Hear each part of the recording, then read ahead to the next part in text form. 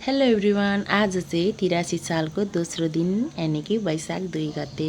हिजो 1 गते हामीले खासै कुनै स्पेसल मोमेन्टहरू गरेनौँ, त्यही भएर आज 2 गते जाऊँ न त भनेर हामी चाहिँ लाग्यौँ मोरङ्गे खोलाको तिर।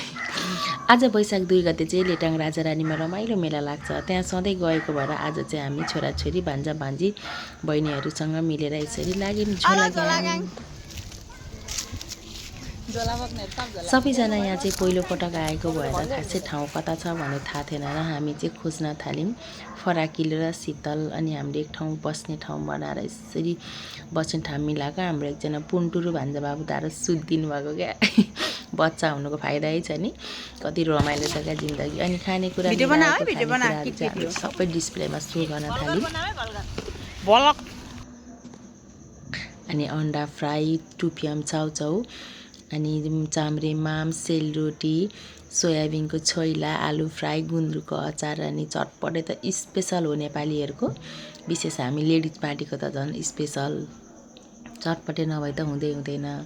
अनि चटपटेमा हाल्ने एक्स्ट्रा चिप्सहरू ठक ठक ठक राख्यौँ। कसैलाई आइसक्रिम मनपर्ने, कसैलाई के मनपर्ने, सबै चिज राखिसकेर हामी चाहिँ यहाँ सुरुमा चाउचाउ खाने भनेर चाउचाउ भाग लाउनु आँटेको त पसलले दाइले प्लेटै हालिदिनु भएन छ। अनि एक दुईवटा फोटो सुट हान्यौँ। अनि केमा खाने भनेर एकछिन अलमल्ल पऱ्यौँ।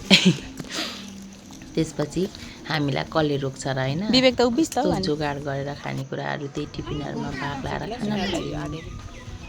उयो सेतो झोलामा गिलास छ ल है। अन्डा गाइस, यो अन्डा चाहिँ मलाई तिहारवाला भाइब्स आउँछ। कहाँ एक दुईवटा फोटो सुट हान्यौँ र खान थाल्यौँ।